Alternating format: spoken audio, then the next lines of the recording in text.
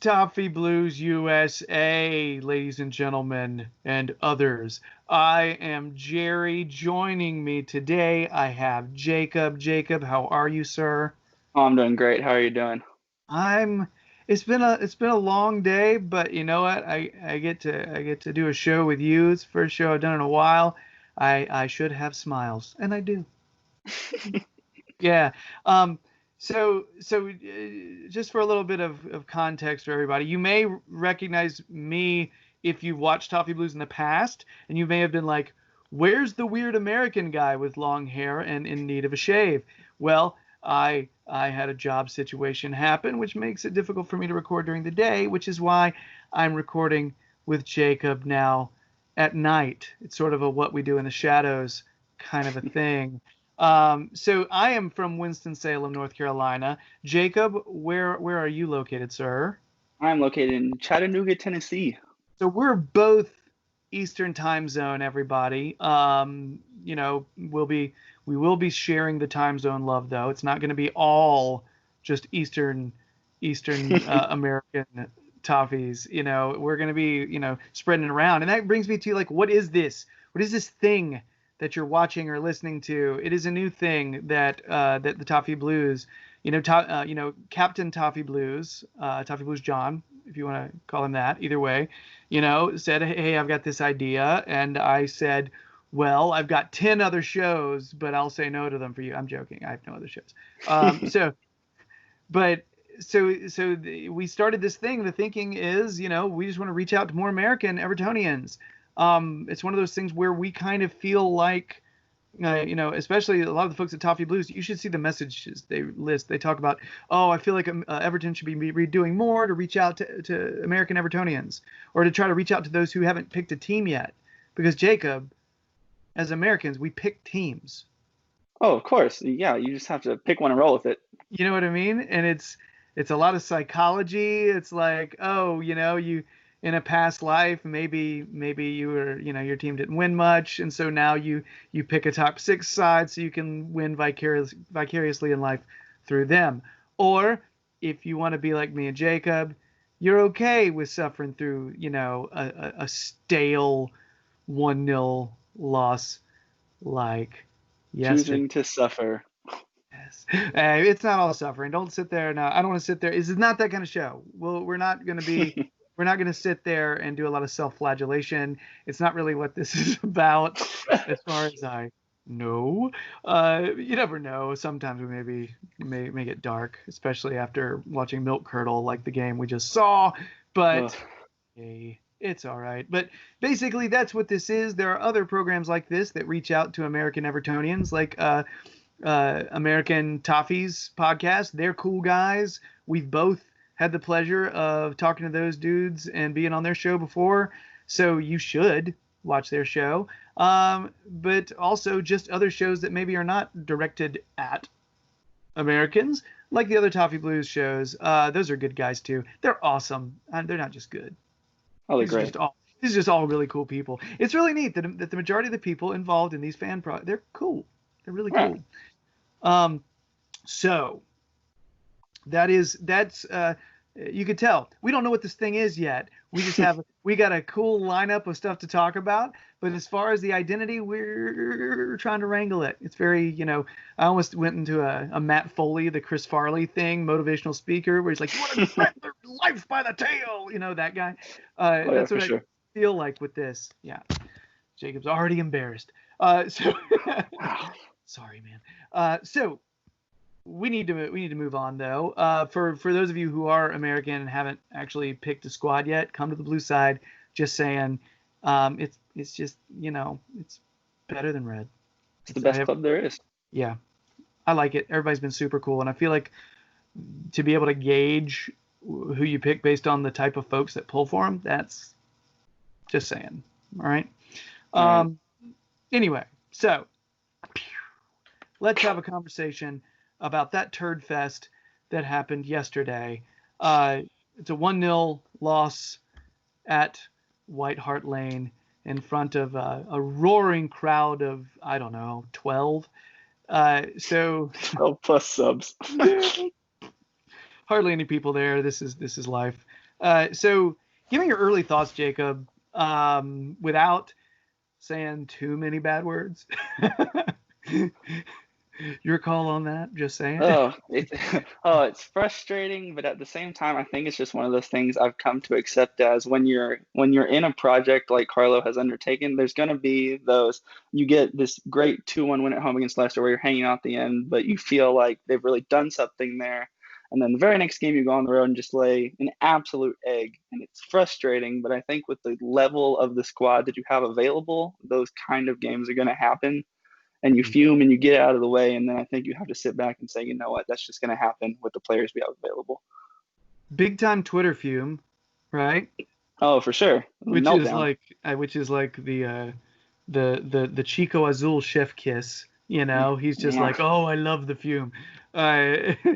Which he's an artist, by the way. Oh, he's an artist. That guy. So we'll say, was it that bad? Do you think it was that bad? Because the fume was strong, my friend. But I wasn't. I wanted to see whether you thought it was, you know. I think for me, the problem is the goal is really unlucky, first of all. I think the goal we can see is really unlucky. Michael Caine trying to get in the way. He's been great, by the way, since the restart. I think one of our best players. Fantastic turnaround. And then I think after that, you get into the second half and you see Carlo make all the changes, and our midfield is just it's bad. It's just bad.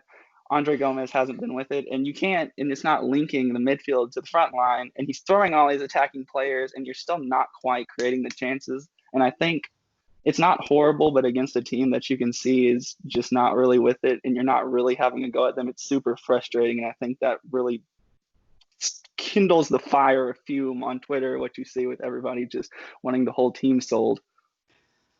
Yeah, I feel like our identity as of late has been chill, almost a very like rope-a-dope kind of Muhammad Ali, like let them come, let them come, let them come, make a mistake, catch them, let's have a goal. You know what I mean? It's Right. I wouldn't say it's just straight counterattacking football, because I think there are times where we bring a lot of attacking pressure, but I actually kind of feel like Spurs is not too dissimilar in that. No, I think they play a very similar style. Yeah, and they're both kind of, but I thought both teams had really good defensive shape.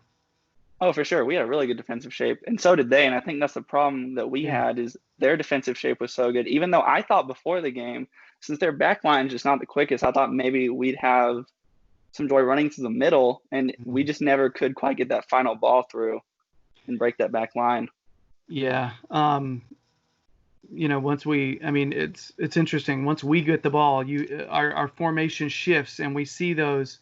I know definitely in the second half, I noticed it more. Just our two outside fullbacks, outside backs, just streak up the field. They're gone. And then so basically you've got the two center backs, and you've got the two, you've got Tom Davies, and you've got Andre Gomez hanging back too, to where they're four back, and then the rest is just like go, my son. You know what I mean? And it's a strange. It was a very, I don't know. At times it works out for us. It was just, I got to be honest, attacking ingenuity. That's what I have down here as a negative. Just not a lot of thoughtful, creative unlocking of the defense. We had one opportunity that resulted. I think Lloris blamed it on Son when Richarlison got that shot off near the end of the end of the half. Yeah. Half. Yeah. I mean, it's a good shot. And it was a good chance. And it's always nice to see someone yelling at Son. That's cool. Of course.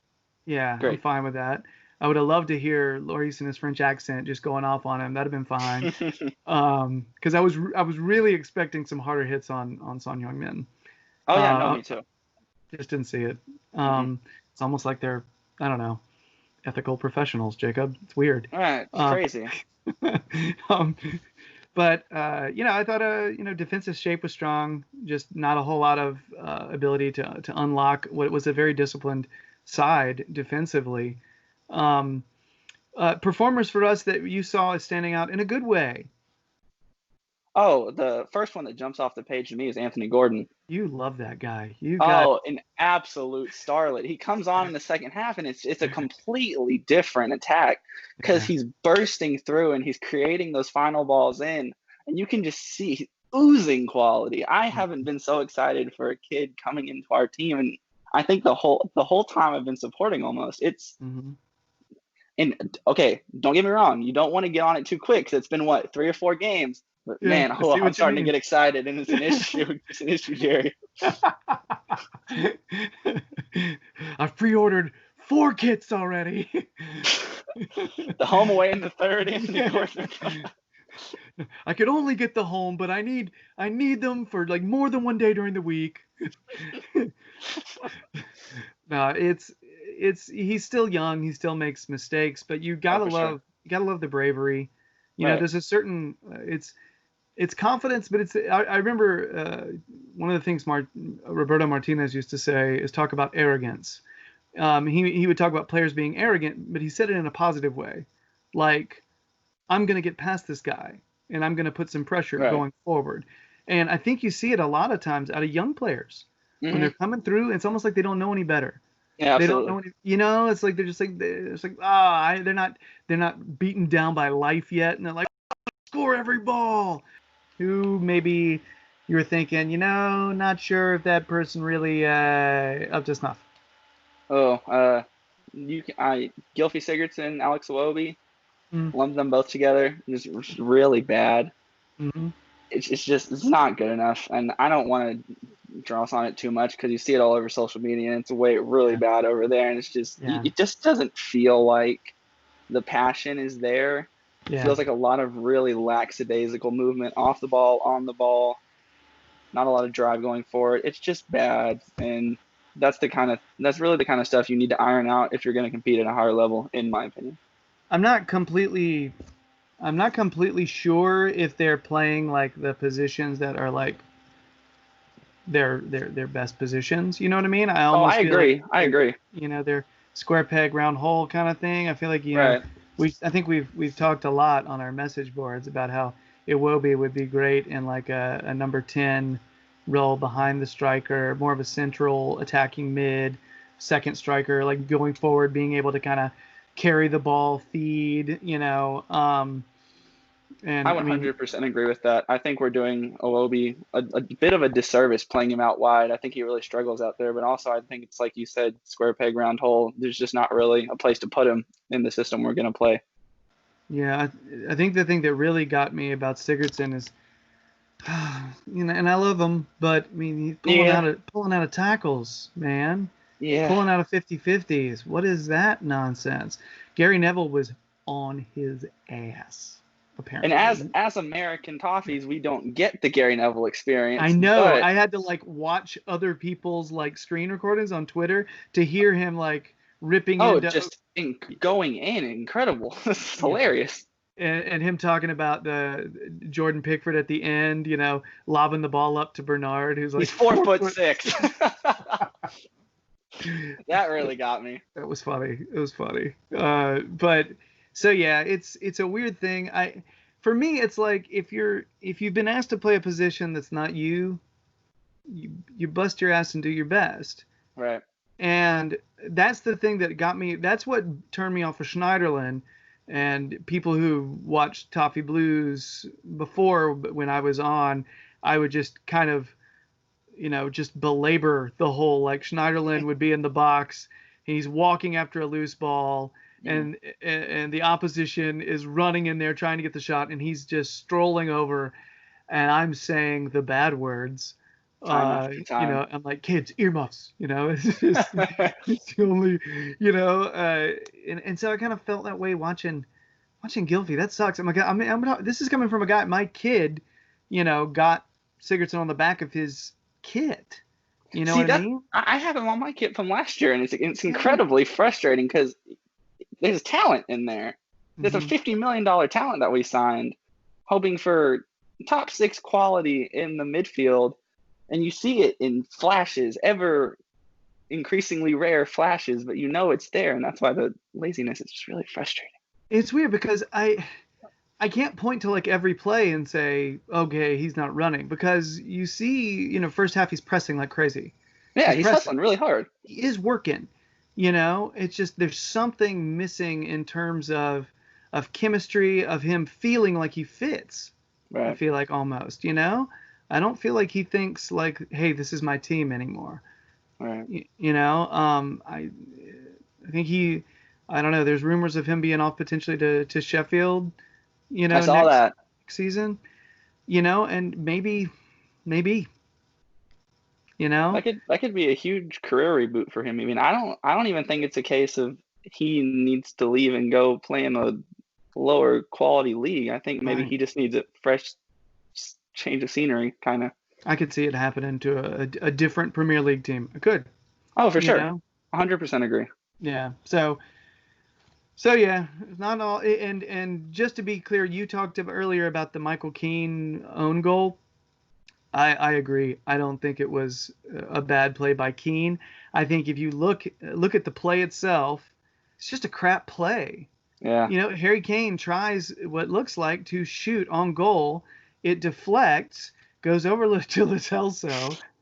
Lo Celso doesn't move, and Luca Dean, who has drifted over and is covering him and is doing what he's supposed to do, Right. is covering him, has the goal covered and forces his shot wide. Well wide. You know what I mean? It's going wide. So Mm-hmm. Luca Dean is like the announcers, whoever it was was doing the announcing. He had said, "Oh, they should have closed down that shot." And I'm like, "No, he did. He pushed it wide. It Oh was yeah, for not sure. it was not an awful play by Luca Dean. It just, he didn't straight up block it. Um, just one of those, if I believed in those like, oh, that's so Everton kind of things, then Yeah. I'd say that, but I'm not. I'm not saying it. I'm trying to get out of that frame of mind. I feel like a lot of times us American Everton supporters are more like starry-eyed, and we're like, oh, we're super positive, yay, Right. Right. and I feel like being on there with Terry is like, oh, Gerry, oh, Oh, Gerry. Gerry. But yeah, so it was frustrating. I don't think it was. I mentioned, just a shower of turds earlier. I don't think it was a straight up turd shower. I feel like it was just, one turd that stunk, but it was in a corner and nobody really noticed it. Nobody's gonna care about this boring game. It was awful. I've got friends who are Yeah. Spurs fans. They didn't care. It was No. awful. They didn't like the game either. Everyone thought it should have been 0-0, and frankly, it smelled like a 0-0 draw. It Really. really had that same feeling as that Arsenal game earlier in the year. There's probably one of the worst games I've ever seen in my entire existence. 0-0, horrible. Yeah. That was very yep, this is our job right now kind of a Yeah. performance. You know what I mean? So Show up and get to it. any closing thoughts on this, or are you ready to move on? Ready when you are. Okay. We're putting this one behind us. You know? Remember that. I had a choice. I can keep that, or I can watch the paint dry in my laundry room. Which one's Go watch more some exciting? paint, Gerry. Yes. All right. So coming up later this week, it's a busy week for Everton. Southampton on Thursday, Wolves on Sunday. And it's a let's be honest, it's sort of a crappy stretch. If Southampton was playing the way Southampton has in the past, it'd be okay. But right now, Southampton actually looks pretty good. Suddenly they're in form, really in form. That Hassan Hoodle, hell of a name. Got to give props for that name. Holy cow. Every time I pronounce it, despite the fact it feels right, I don't know if it is. So so that's Thursday. Southampton's 13th right now on the table. They're 13, 4, and 16 with 45 points. Their previous three matches, they most recently beat City 1-0, which, what? Included an incredible Che Adams goal. Just sidebar, an incredible chip from 40 yards out. Amazing. First Premier League goal. Yeah, that's a way to start, brother. Goodness gracious. Before that they beat Watford, which, Watford. Okay. And then before that they lost to Arsenal 2-0. Whenever we play Southampton, we got to watch out for well, let's be honest. Danny Ings, that guy. I don't like him, Nah, but he nah. always finds a way with us. And usually, who else? Redmond usually looks good against us too. I have him circled, Nathan Redmond. Yeah, I bet you do. You have to Yeah, every time. Every time we have issues with that guy. And Ward Prowse is always playing dangerous balls, and Adams yeah. starting to deciding, hey, I'm gonna start playing well now right before I play Everton. So, what are you thinking about in terms of what do you think we should expect from that Southampton match after such an uninspiring meh performance from Everton on Monday? I want to say that there could be a pretty significant shift in team sheet come the Southampton match, but I'm just not entirely sure what he changes. I think Yerry Mina comes on against Tottenham and plays really well. And so, then he throws his name in, but Mm-hmm. Yeah. be gritty. I think it's going to be really gritty. I think it's going to come down to probably a goal again. Most of the Carlo games have been about a goal difference, and I could Mm-hmm. see one goal either way being the difference. Really quick, one of the things we didn't mention from the Spurs game that we should mention moving forward for this week, Holgate's injury.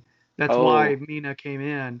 right, Um, Mina, I feel like he had a little bit of rust here or there, kind of overrunning plays here every once in a while. right. But he's still Yerry Mina. He didn't make a ton of mistakes. Mm-mm. Did you notice any drop off? And do you feel like we're going to see any?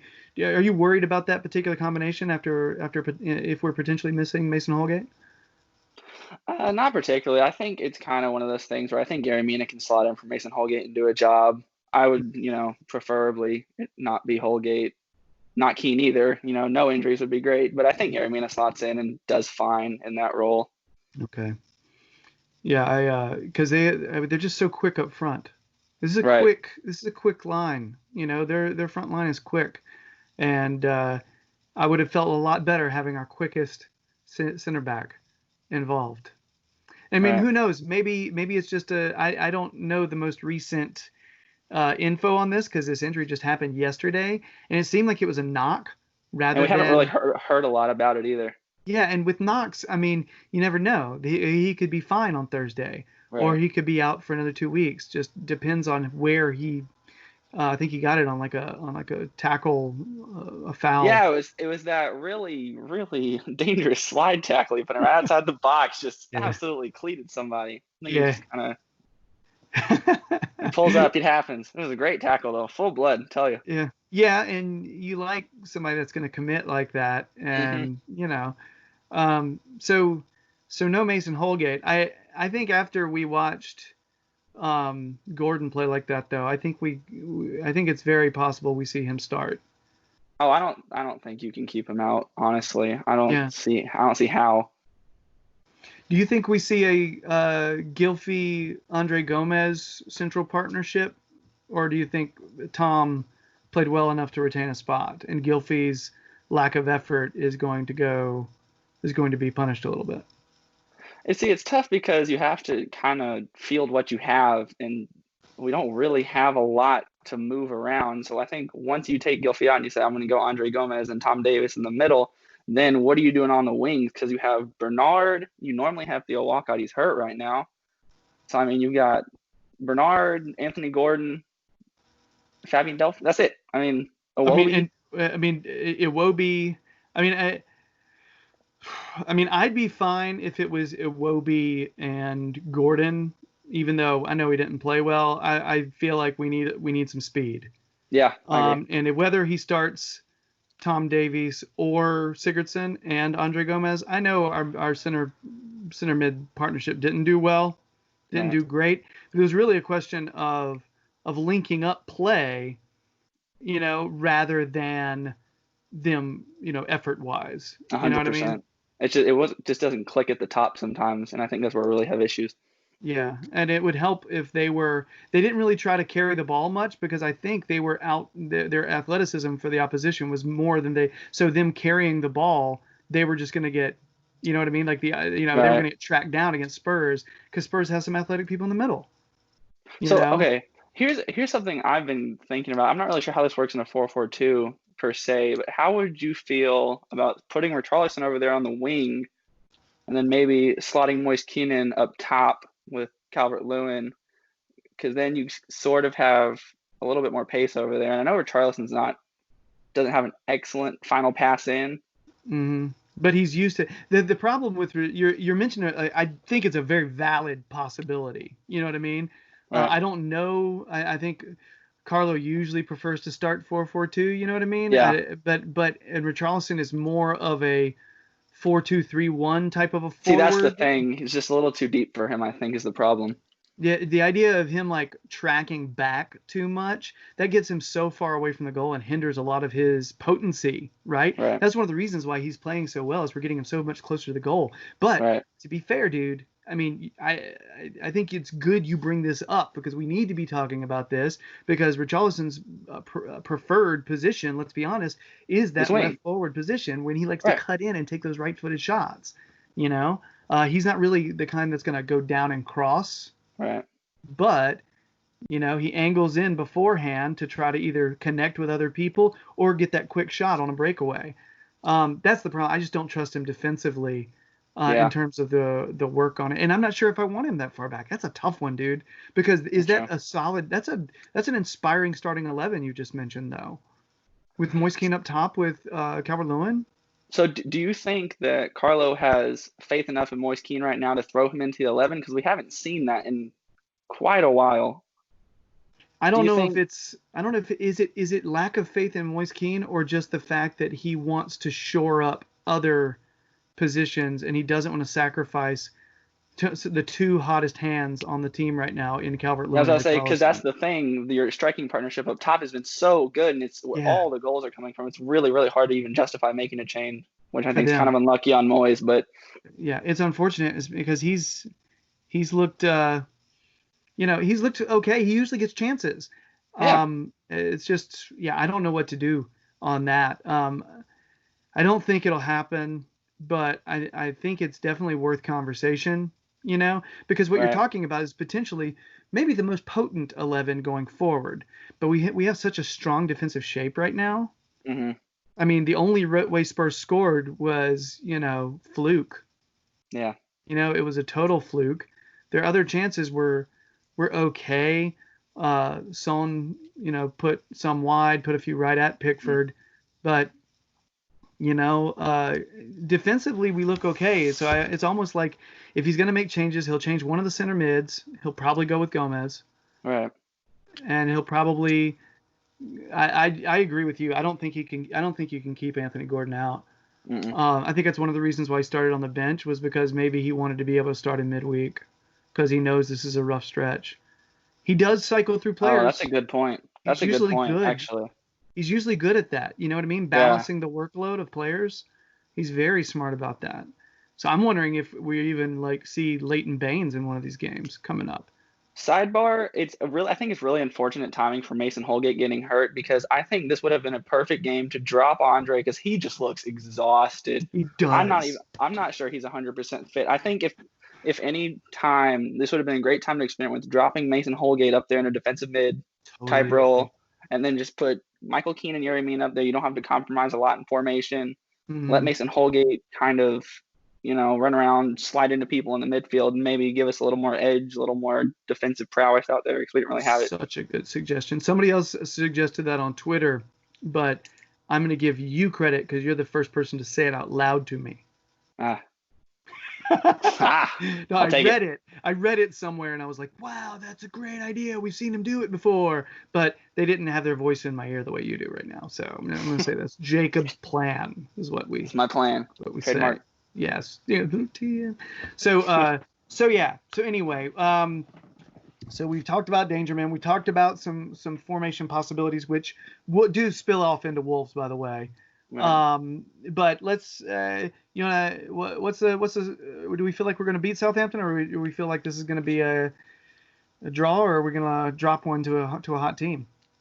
I think it probably needs to be a win. I didn't have a lot of confidence for Tottenham for whatever reason. It was just one of those games. But I feel pretty good about the Southampton game for whatever reason. I think 2-1, 1-0, not spectacularly beautiful or anything, but I think we get it done at home. I'm going to say 0-0. 0-0. Yeah. I'm predicting the boring The paint, Gerry, the The paint. paint, so much paint. Ah, the paint, Gerry. I am Gerry of curdling milk. Yeah, it's just I don't know. After this last performance, I see us trying to. They're quick. I see us doing a lot of, trying to chill and get back. I think it's all going to depend on their defensive shape. I agree. Because I thought we defensively did our job against Spurs and we had a few opportunities. They were just more disciplined. I just don't know how good. I haven't watched Southampton enough after the restart. I just know they look Also, good agree. right now. Mm-hmm. So I'm going to say 0-0. It's sort of safe. But I'm going to give you a spoiler alert. I'm not going to say 0-0 for the Wolves game. Wolves, who are your danger men? Because I feel like the first one jumps off the page, literally number 9 in 3D. Oh, you're not even thinking of the one I'm thinking of. Oh, really?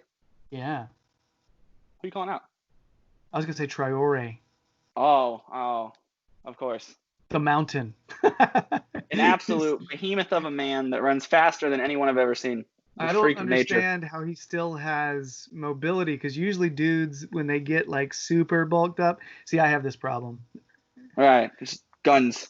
He has so many of the guns. So, but no, a lot of I feel like with Ross Barkley, the guy with the crayons, he. I feel like he got too bulked up and lost some of his quickness. Mm-hmm. You know what I mean? And so but Traore is just like, it's almost like he gets faster. He's gotten quicker, and his final ball has been better, because that was always the knock on Traore. Good man to man, could get around anyone, had no final ball, couldn't score, couldn't get assists. Well, he can do that now.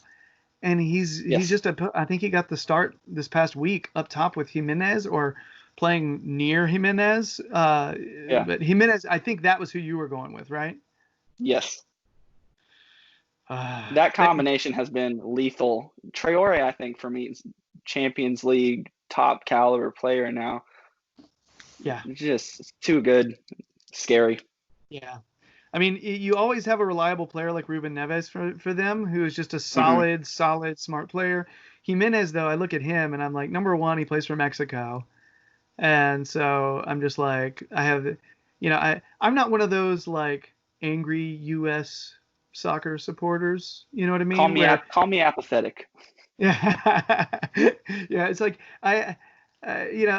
so I actually sort of like watching the Mexican players play, because I'm like, sure. CONCACAF, yeah. But I'm usually not saying that when they're CONCACAFing the crap out of us in like Mexico City and Azteca Stadium, and they're pulling a CONCACAF, like 3 of our red cards to them with like 6 goals, and we can't breathe because the air is so thin and pollution's so bad. Ugh. But for now, Jimenez, dangerous. But you remember when we were like gonna sign Jimenez? We were like rumored to be signing him. Yep.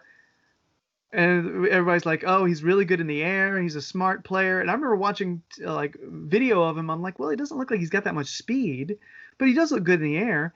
And now you see him, like, he just links up play so well. His one touch finishing is so good. Yeah. Incredible striker.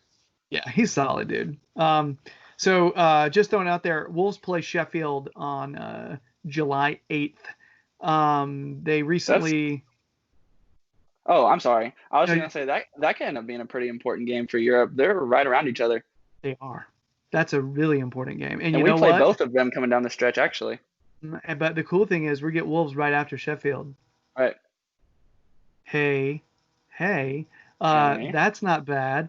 Their previous 3 matches, they lost to Arsenal 2-0 in kind of a weird game. Beat Villa 1-0. And beat Bournemouth. Game. Yeah, another weird game. And before that, they beat Bournemouth. 6th, you're right, 6th, 13 and 7, and 52 points in the league. So how's Wolves going to shake down, dude? I hate predicting the losses. Their front line really scares me, and I think their midfield might have a really good time against our midfield, depending on how we line up. I don't think it's going to be men against boys or anything. I think we play them really tough. I think 2-1, 3-1 Wolves. Okay, I'm flipping that around, saying 2-1 Everton. I think we catch them on the rebound after they've played a really important game. I think maybe they'll be They'll be a little tired, and our games just aren't as much of consequence right now, are they? Right. You know what I mean? Their games matter a lot more, and I feel like when they have one that's got a lot more importance, I don't know, maybe they just slip on defense. They're sitting there battering us chance after chance after chance, but nothing actually on goal, and then Right. whoop, we slip Calvert-Lewin in. And see, I almost want to agree with you just because Sheffield United, I feel like, is just one of those teams you play them and they just wear you down for 90 minutes. With their weird overlapping center back system, which is very strange. I'm curious to how they do next year. I feel like this is the year where people are adjusting to them. They're like, oh, we got to figure out how to play them. And next year, I'll be really curious, man. I really want to see how, because a lot of times. You think that's a drop off? If I have to pick one or I'm going to say a drop off. I don't think they can maintain what they've done this season. It's great. It is impressive. Do I like watching them play? Yeah. But I think because I think they're solid, but it is a little bit of a gimmick. I agree. Okay. I don't want to disrespect them because, hey, I'm all for, being able to implement gimmicks and bringing a weird way of playing. I'm down with that. But I do think I think the rest of the league will catch on a little bit. I'm not saying, I don't think they're going to get relegated or anything. No. But I think it'll be lower than like 8th. Yeah, I see them like lower mid-table next year, and I think the gimmick thing is fine for them because you see a team like Norwich that comes up with them, and their gimmick is almost the complete opposite. They want to play this really free-flowing football where they're running forward and just pushing, and it hasn't worked for them at all. Yeah, and that's the thing. Credit where it's due. Chris Wilder, amazing job. I mean, hats off. Yeah, man. Norwich is a weird one because you're right. They are playing free-flowing football. Then they leave themselves wide open in the back. So, yeah. Anyway, so anything else on Southampton Wolves, man? Or are we bracing for a tough week? Yeah? Braced. Hunkered down, Gerry. That is the description of us right now. So, let's move on. Next topic. Final topic, if you will. Wow, hold on. That was not the best throw. Much better. Damn, y'all should have seen that. So good. Man, should be recording this or something. So, lastly, we're doing this. We just have to. I feel like it's obligatory. For sure. Summertime. Got to talk about positions of need. It's, window-ish. You know what I mean? So, and right now, it's obvious we need a lot of stuff. A lot of stuff. Is it realistic to say, let's sell all our dead wood? No. Bronze, Mr. Bronze, he's back there. I don't know if you can see him. He's slowly trying to get the best deals he can on everything. He's trying to get it figured out. He's methodical. Sorry, I know a lot of people are down on him because some of his signings haven't worked the way they wanted them to. But, man, I just feel like he's too damn smart. I think he's great. I agree. So, no, we're not going to be dropping everybody, but the hope is we address some of these positions of need. So I've got 4 positions of need written down that are pretty dire. What do you think off the top of your head, unless you have like Jacob pulls out like a list, like a mile long? Just off the top of my head, the two biggest positions, probably midfield and right back, and then a winger, maybe even 2 midfielders. Mm-hmm. Midfield, right back, winger. That's about all I got. Desperately. I'll be curious if we go in for a backup keeper of some sort. I think it's going to depend on if we're good with Losol or if we want the young Portuguese guy who's been on the bench since we've been rolling 3 John keepers. Virginia? Yeah, John Virginia, yeah. I'm really curious. I don't know how much to trust him though, because he went to was it Reading and he was really poor. He was bad. I don't know if that could have been a psychological issue, like he just got really shaken and couldn't recover from it, or what. It just didn't work out for him. So I could see us going in for a backup keeper, but that ain't the position of most need. No. Most need. We got to look at. I think the 3 that you pinpointed are the 3 that I wrote down besides backup keeper. Right back, which could be backup. See, that's the thing. Right now, Seamus Coleman's been great. He's doing a job. Yeah, he's like risen, He looks good. But the problem with Seamus though, he is older and Aging. It's hard for him to put a long string of games together a lot of times. So having that extra person, that backup becomes more important than a typical backup. His backup is more important this year than it was 3 or 4 years ago. Right. You know what I mean? Just because. So has he lost his leg? No. He's Seamus effing Coleman. You know what I mean? He's fine. He's doing a great job. He's fun to watch still. Love the guy. But sometimes he gets tired, and I don't know if he's full strength. So a quick question for you then. How do you feel about Jonjoe Kenny? Because that is potentially a backup / future replacement. And I am pretty high on Jonjoe Kenny. Some people don't seem to be as high as me. I would love to hear what you think about Jonjoe Kenny. Okay. I watched him play. I'm sure you've seen him play a lot for Schalke this season as well. Uh-huh. I thought he looked good in Bundesliga for the most part. Made some silly mistakes here or there, but, I mean, young player. Right. It happens. I worry that speed-wise, there's some issues. I feel like having I worry that he's going to struggle with some of the speedier wingers. That's my concern. I could see that for sure. I love him. I think defensively he's strong. I think he's got an attitude that I genuinely love. He doesn't shy away from the game. You know, but I'm just concerned that it's a risk to bring in somebody who might need to be the starter next season if something happens with Seamus in terms of, you know, aging, form dipping, whatever. It's an important signing in that they may need to be the starter, and I don't know if I'm ready to say Jonjoe Kenny's the starter yet. I think it's a risk. I think I agree. You know, it's hard, and I don't like saying that because I love the kid. I love Jonjoe Kenny. I absolutely love him too. Watched Schalke play this season initially just for him and Weston McKennie. You know what I mean? Oh, Weston McKennie. There you go. American Toffee. Yeah. So that's another player. I think we may be discussing him sometime next week. We'll see. But radar. Yeah, because I don't know. I'm trying to figure out if he fits or not. But he's a good young player. It's a good question though. But Jonjoe Kenny, I don't know if he's right. I feel like we need something that's going to bring the athleticism in terms of speed and quickness that the Premier League dictates. God, I hate saying that, but it's reality. Yeah, I know, man. Just sucks. I hate saying that about a kid that I've believed in for a long time. I think we keep him in the squad regardless. I think just purely as a bench option.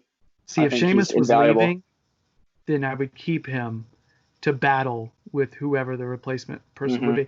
But I think we'd be nuts to lose Seamus with that cool head of his. Oh, I agree. That captain quality, that class. It's just, you know. So if you got to choose, I feel like you roll the dice on a new player that maybe has some kind of experience. I don't know. Yeah.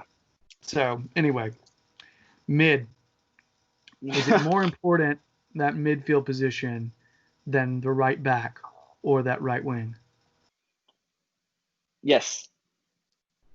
I am sold on our midfield needing an overhaul to a pretty large extent. It's kind of like what you said, it's not happening overnight, so you have to be realistic about what you're getting this summer, especially with a really weird market. But I think 1 at bare minimum, 2 would be great. A defensive mid and an attacking mid would be great. I was all over the James Rodriguez bandwagon when all that was happening. Yeah. And now they're saying, have him for free, basically. And I mean, go crazy. Why not? Throw him in there. See what happens. I'm curious to see what Carlo would do with him. It's just weird players like that I associate as being like either playing on the wing or playing a 10. Yeah. And we don't play with a 10 really now. You know what I mean? We don't run with that kind of system. And that's what's happened to Gylfi because he hasn't had his natural position forever. So he's been. Yeah. You can make a similar claim for Iwobi. These are two players that can be game changers at certain times, but are playing in areas of the field that maybe are not where they need to be. But I mean, James Rodriguez, I almost feel like if you sign him to play outside, to play on the wing, to play that right side, which I have no idea if he's fit for. But well, that's the thing. If we sign him, it's a thing where I'm just like, Carlo, you know what you're doing because you know the player. Because he's worked with him for like 80 million times. He's like, Carlo's like, hey man, I got a YMCA team. Come play for my YMCA team, James Rodriguez. Every team he's on, man. Right. Everyone. So yeah. Anyway, so if you're deciding between right wing or center mid more important still. Depending on what you do with Theo Walcott. I think there's decide like just like Morgan Schneiderlin. I think you have to decide, is Theo Walcott good enough to be a squad player, or does he need to go all together? Because if you're getting rid of Theo Walcott, then you have to get another winger, because we just don't have enough. Just because especially if you're going to keep playing Richarlison up top in the system that we're playing, we are too thin on the wings where we're having to throw 10s and midfielders out wide. And I think it's hurting us going forward. So, yeah, I think you have to go get a right wing. Yeah, I'm actually, as far as Walcott is concerned, I don't know if he's a starter, but he's a natural right wing, and he's the only one we have. Exactly. That's the problem. There's not. So I can't. I'm trying to imagine a scenario where we let him fly, and I just can't. I think he gets a 1-year deal at least. I don't think he's been terrible either. It's a shame he got injured, because I don't think he was playing bad at all. I think he came in and a lot of people wanted to naysay him, and he had certain games where it was just sort of not. But it was also, it was sort of a victim of the circumstances as well, just like a lot of players were. When Carlo came in, I was like, okay, I'm trying to look at these players differently to see how they're used under Carlo. So I could see us holding on to Theo. So right now, I'm thinking center mid's most important. I agree. And we're connected with Alan right now. I like that link. I was going to touch on him. He's really good. He's really good. What do you want? He walks into our team. If he comes, I'll pay for the bus. Come on, get in here. Beautiful man.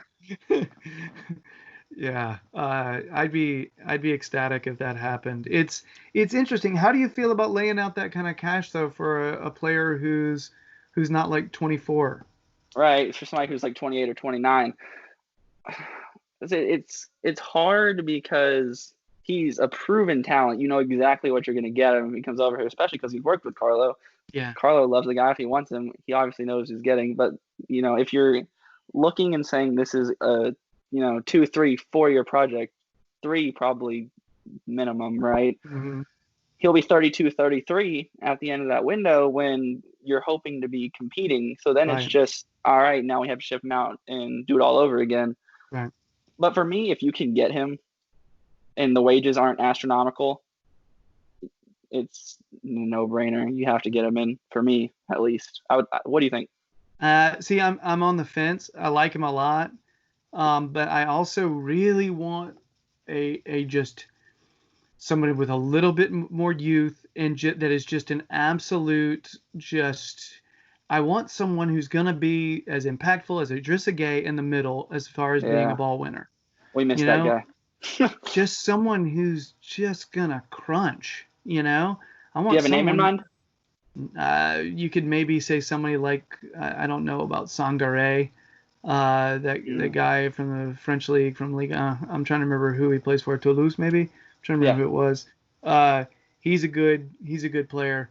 But I don't even know. Like he's big, long, athletic, decent passer. Intercepts a lot of balls. He's a good ball winner. I don't know if he's. I don't know. Can we just get Idrissa Gueye and be done with it? Can we? Thank you, Gerry. We move. It's all I want, man. I want him back. No, and again, if Alan happens, again, I feel like Marcel Brands is going to make smart moves here. If he ends up signing someone older, there's going to be a contingency plan of some sort. Right. So anyway, if it happens, cool. Like I said, I would prefer a little more youth, a little more somebody that's going to be around a little longer that could help become the identity of the team. But someone who's going to be intelligent and experienced and help be an engine in the middle ain't bad either. See, and also with that, I forget so many times he exists, and I'm not sure if he really even does. It might have been a strange fever dream, but we have Gabanin sitting in the wings. Which This really young dude. Carlo dropped truth bomb recently. It was just like, oh, by the way, he may be ready by September. And that's what that'll be third or fourth game of the season. And I was under the impression that he wasn't going to be playing like for a while until like the beginning of next year. Yeah. Yeah. So, and he's a player that fits exactly the thing I'm saying. Like, that's long term. Like, I would love for him to still be. I kind of worry about him psychologically at the moment. So that's hard. Second time around rehab. How does that not affect you going into tackles? Right. But he looked a really good player over at Mainz, and I think he can be really good for us if he can stay healthy. Yeah. Ideally. It does. Signing someone else does take pressure off of him. That's a good point. It does. And I totally had forgotten him. And he's another one. He's been so hurt. I don't know. I have difficulty telling people like I wish they'd just leave. With him, it's like I want him to kick ass. I want him to do well. Yeah, me too. Anyway, anything else on these positions of need besides all of them? One more. Right back shout. Max Aarons, Norwich. Thoughts? He's good. No, he's quick. Yeah. He's good. I've had my eye on him for a while. And they go down, frankly, you can get them pretty cheap, perhaps. And is it a situation? Can you envision a situation where they're not going down, dude? No, they're done. You know what I mean? So the players are not happy.